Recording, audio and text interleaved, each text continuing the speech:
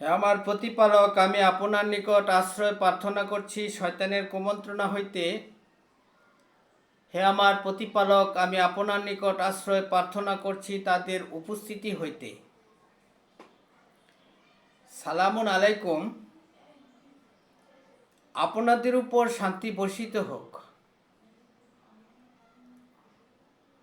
আমি যদি শুধুমাত্র আপনাদের উপর শান্তি বর্ষিত হোক এই কথাটা বলি, তাহলে আপনারা মনে করবেন যে আমি বলেছি আসসালামু আলাইকুম। কিন্তু আমি সে কথা বলি নাই, আমি বলেছি সালামুন আলাইকুম। কোরআনের সূরা আনামের 54 নম্বর আয়াত অনুসারে সেখানে আল্লাহ রাব্বুল আলামিন তার রাসূলকে এভাবেই সালাম দিতে বলেছেন যে আপনি বলুন সালামুন আলাইকুম।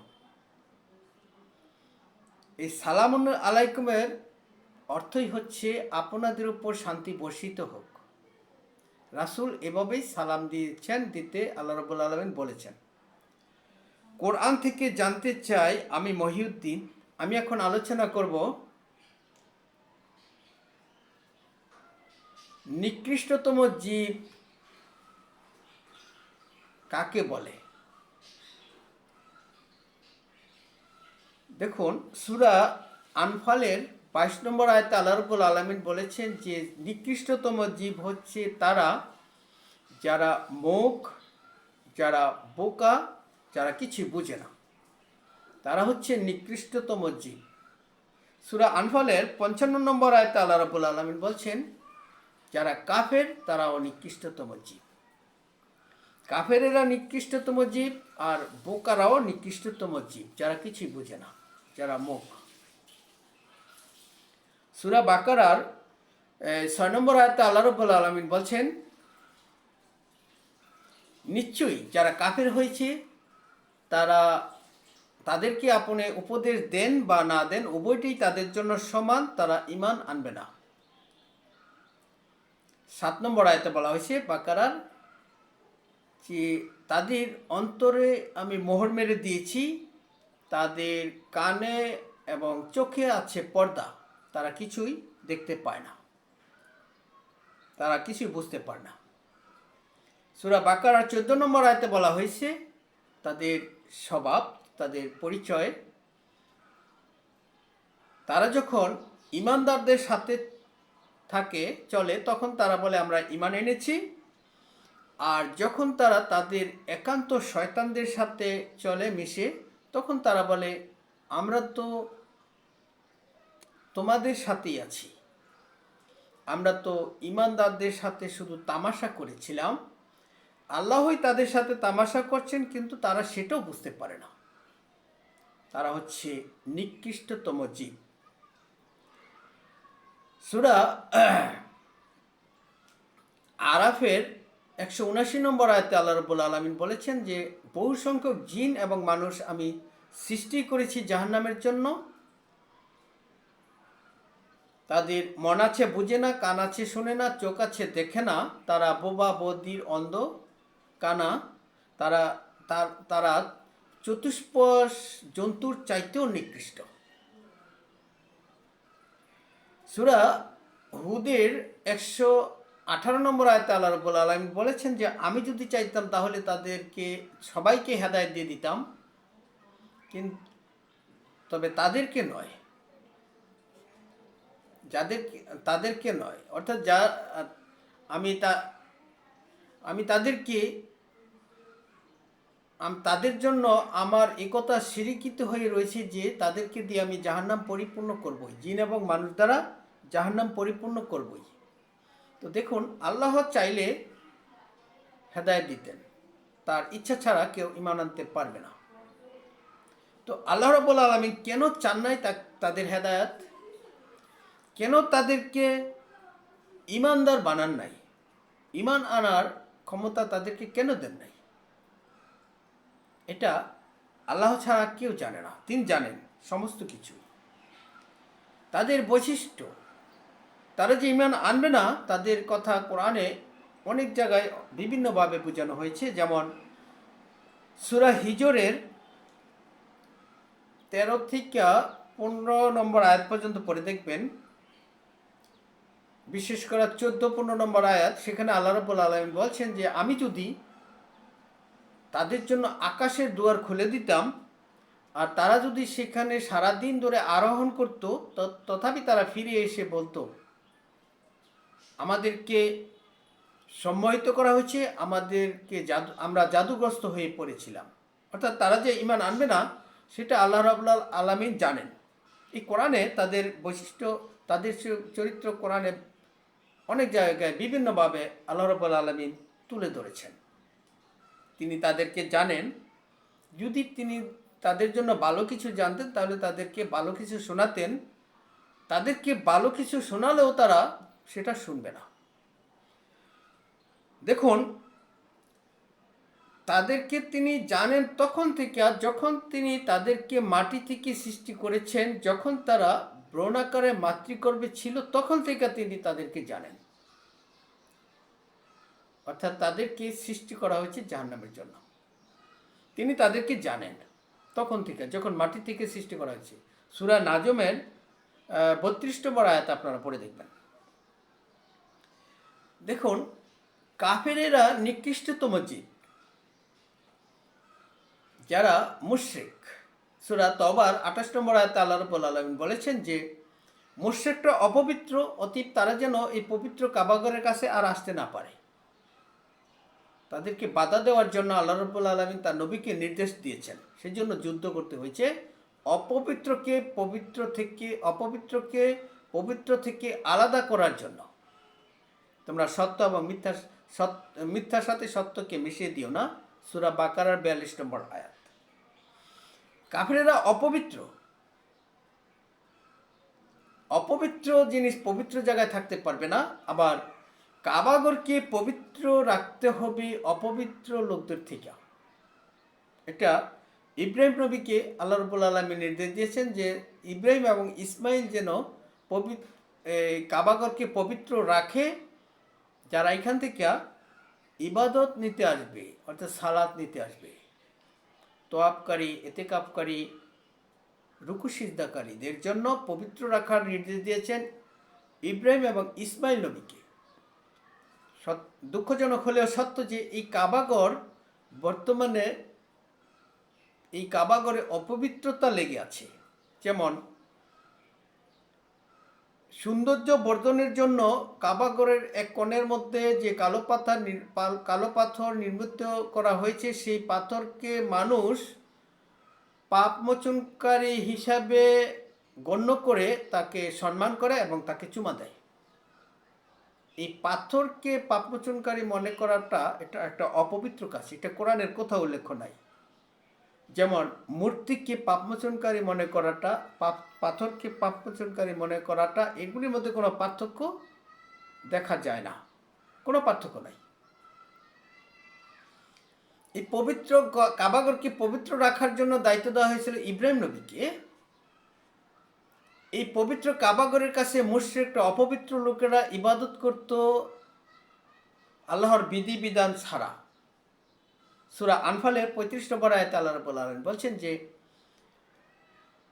তাদের মুশরিকরা তাদের শীষ বাজানো এবং তালি দেওয়াটাই ছিল তাদের সালাত বা নামাজ।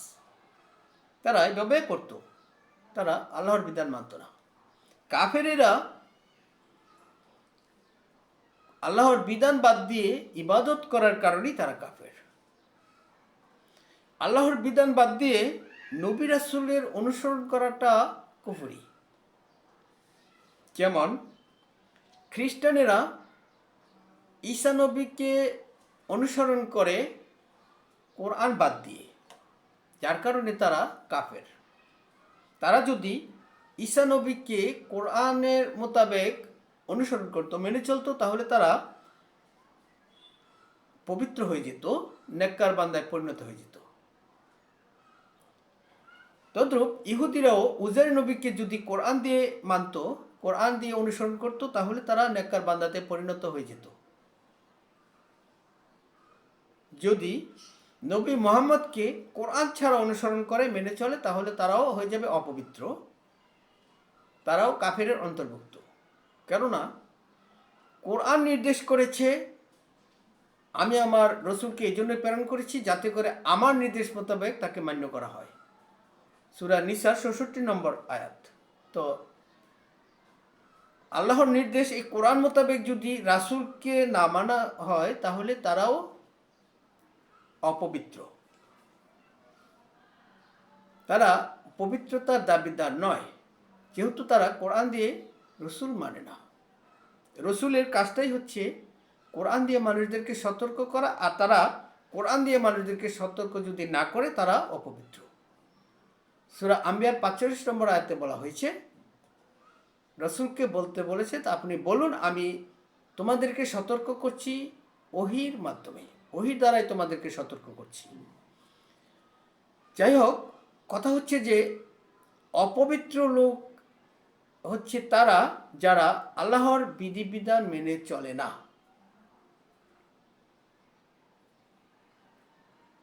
দেখুন, অপবিত্র লোকদের জন্য সালাত পড়াও নিষেধ। সূরা নিসার ৪৩ নম্বর আয়াতে আল্লাহ রাব্বুল আলামিন বলছেন, তোমরা সালাতের কাছেও যেও না যদি না বুঝো কি বলছ, যদি জ্ঞান না থাকে বোঝার মতো, আর অপবিত্র অবস্থায় সালাতের কাছেও যেও না। তো দেখুন, এখানে যারা মুখ, যারা জ্ঞান কম, যারা জ্ঞান নাই, যারা বুঝে না কিছু, তারা হচ্ছে নিকৃষ্টতম প্রাণী, তারা অপবিত্র, তাদের জন্য সালাত পড়া নিষেধ, সালাতের কাছেও তাদেরকে যেতে নিষেধ করা হয়েছে। আর যারা কাফের, বুঝে কিন্তু মানে না, স্বীকার করে না, তাদের একটা জ্ঞান শক্তি আছে বুঝার মতো, কিন্তু তারা বিশ্বাসী নয়, তারা অপবিত্র, তাদের জন্য সালাত পড়া নয়। অনেকে মনে করতে পারেন যে অজু গোসল করে পবিত্র হওয়া যায়, কিন্তু না। অজু গোসল হচ্ছে পরিষ্কার পরিচ্ছন্নতার জন্য। পবিত্রতা অর্জন করা হচ্ছে ইমানের সাথে, ইমান আনা, বিশ্বাসী হওয়া। যেমন মুশরিকরা অপবিত্র, সূরা তওবার ২৮ নম্বর আয়াতে আল্লাহ রাব্বুল আলামিন পরিষ্কার করে বলে দিয়েছেন, মুশরিকরা অপবিত্র, তারা যেন পবিত্র কাবাগরের কাছে আসতে না পারে। পবিত্র কাবাগরের কাছে আসতে না পারে। দেখুন, যারা সালাত পড়বে তারা অবশ্যই পবিত্র হতে হবে, অর্থাৎ তারা ইমানদার এবং বিশ্বাসী হতে হবে। আর সালাতে যা পড়বে সেগুলি তাদেরকে বুঝতে হবে। যেমন সালাতে পড়া হয় কোরআন, তেলাওয়াত করতে বলা হয়েছে সূরা মুজাম্মিলের ২০ নম্বর আয়াতে, সালাতে দাঁড়িয়ে। সালাত দ্বারা মানুষদেরকে সতর্ক করতে বলা হয়েছে, সাবধান করতে বলা হয়েছে, এক আল্লাহর ইবাদত করতে বলা হয়েছে। যেমন সূরা হুদের ৮৪ থেকে ৮৭ নম্বর আয়াত, সালাতের মাধ্যমে সাহায্য প্রার্থনা করতে বলা হয়েছে। যাই হোক, আমি ওদিকে যাচ্ছি না। তো পবিত্র এবং অপবিত্র ব্যক্তিরা সালাত পড়তে পারবে না। সালাতের মাধ্যমে, অর্থাৎ সালাতের জন্য সুন্দর পোশাক পরিধান করার শর্ত আছে। সূরা আরাফের ৩১ নম্বর আয়াতে সালাতের জন্য অজু গোসল করতে হবে, পরিষ্কার পরিচ্ছন্ন থাকার জন্য, সৌন্দর্য গ্রহণ করার জন্য পোশাক পরতে হবে, পরিষ্কার পরিচ্ছন্ন থাকার জন্য, পরিষ্কার পরিচ্ছন্ন হয়ে সালাত পড়ার জন্য অজু গোসল করতে হবে। সূরা মায়েদা ৬ নম্বর আয়াত। এগুলিকে আপনারা মিশিয়ে দিয়েন না পবিত্র এবং অপবিত্রতার সাথে। অজু গোসল করলে মানুষ পবিত্র হয় না, মানুষ পরিষ্কার পরিচ্ছন্ন হয়, সৌন্দর্য গ্রহণ করে। আর পবিত্রতা অপবিত্রতার বিষয়টাই হচ্ছে ইমানের সাথে, জ্ঞানের সাথে, বুঝার মতো একটা জ্ঞান শক্তি তাদের থাকতে হবে। যদি এগুলি আল্লাহ রাব্বুল আলামিন তাকে না দেয় তাহলে সে অপবিত্র। তাকে আল্লাহ রাব্বুল আলামিন সৃষ্টি করেছেন জাহান্নামের জন্য। বহু সংখ্যক জিন এবং মানুষ জাহান্নাম তাদেরকে দিয়ে পরিপূর্ণ করবেন। সূরা আরাফের ১৭৯ নম্বর আয়াত, সূরা হুদের ১১৯ নম্বর আয়াত, এভাবে আরও আয়াত আছে। তো এভাবে আল্লাহ রাব্বুল আলামিন সমস্ত কিছু বর্ণনা করে দিয়েছেন। অর্থাৎ পবিত্র এবং অপবিত্র কাকে বলে, পরিষ্কার পরিচ্ছন্নতা এবং সৌন্দর্য কাকে বলে, এগুলিকে এক করে ফেলবেন না। আপনারা সত্য এবং সত্যকে মিথ্যার সাথে মিশিয়ে ফেলবেন না। সূরা বাকারার 42 নম্বর আয়াতে আল্লাহ রাব্বুল আলামিন বলেছেন যে তোমরা সত্যের সাথে মিথ্যাকে মিশিয়ে ফেলো না। তোমরা মিথ্যা থেকে সত্যকে, মিথ্যা থেকে অপবিত্র থেকে পবিত্রকে আলাদা করার জন্যই আল্লাহ রাব্বুল আলামিন নির্দেশ দিয়েছেন। রসুলরা যুদ্ধ করেছেন। সূরা আনফালের 34 নম্বর আয়াতে আল্লাহ রাব্বুল আলামিন, সূরা আনফালের 37 নম্বর আয়াতে আল্লাহ রাব্বুল আলামিন এই কথাটা বলেছেন যে আমি মিথ্যা থেকে সত্যকে আলাদা করতে চাই। সূরা তওবার 28 নম্বর আয়াতে নির্দেশই দেওয়া হয়েছে অপবিত্র লোকেরা যেন পবিত্র কাবাগরের কাছে আসতে না পারে। যারা অপবিত্র লোক তারা সালাত পড়তে পারবে না। তাদেরকে সৃষ্টি করেছেন জাহান্নামের জন্য। তাদেরকে কেন জ্ঞান দেওয়া হয় নাই, তাদেরকে কেন পবিত্র করেন নাই, কেন তারা ইমানদার হন নাই, তাদের কি দোষ, এগুলি আল্লাহ রাব্বুল আলামিন জানেন তখন থেকে, যখন তাদেরকে মাটি থেকে সৃষ্টি করা হয়েছে তখন থেকে। সূরা নাজমের 32 নম্বর আয়াত। এভাবে সমস্ত বিষয়াদি আল্লাহ রাব্বুল আলামিন কোরআনে পরিষ্কার করে দিয়েছেন। অর্থাৎ কোরআন দিয়েই সমস্ত কিছু জেনে নিতে হবে, বুঝতে হবে। কোরআন ছাড়া অন্য কোনো কিছু আবিষ্কার করা, বুঝা পরামর্শ করা, জেনে নেওয়াটা হচ্ছে কুফরি, শিরকি, আল্লাহর বিধানের সাথে শিরক করা। যারা আল্লাহর বিধান দিয়ে বিধান দেয় না, আল্লাহর নাজিলকৃত বিধান দিয়ে, এই কোরআন দিয়ে যারা বিধান দেয় না তারা কাফের, তারা ফাসিক, তারাই জালেম। সূরা মায়েদার 44, 45, 47 নম্বর আয়াত। এই কোরআন তখন থেকে নাজিল হয়েছে যখন আদম নবীকে বলেছে যে আপনার কাছে, তাদের কাছে আমার বিধান যাবে, যারা আমার এই বিধান মেনে চলবে তাদের কোনো ভয় নাই। এটা সেই কিতাব, সেই কোরআন। এই কোরআন যারা মেনে চলবে, এই কোরআন সমস্ত কিতাবের সত্যায়নকারী, প্রত্যয়নকারী, অর্থাৎ আল্লাহর কাছ থেকে যত কিতাব এসেছে ওই কিতাবের সত্যায়নকারী, প্রত্যয়নকারী, সংরক্ষণকারী রূপে এই কোরআন। এই কোরআনের আগে কোনো কোরআন নাই, কোনো কিতাব নাই। এই কিতাব সেই কিতাব, যে কিতাব সমস্ত কিতাবের সংরক্ষণকারী রূপে নাজিল হয়েছে। এই কোরআন সূরা মায়েদার 48 নম্বর আয়াত আপনারা পড়ে দেখবেন। আমি আমার আলোচনা আর দীর্ঘায়িত না করে এখানে শেষ করছি। আপনাদের উপর শান্তি বর্ষিত হোক।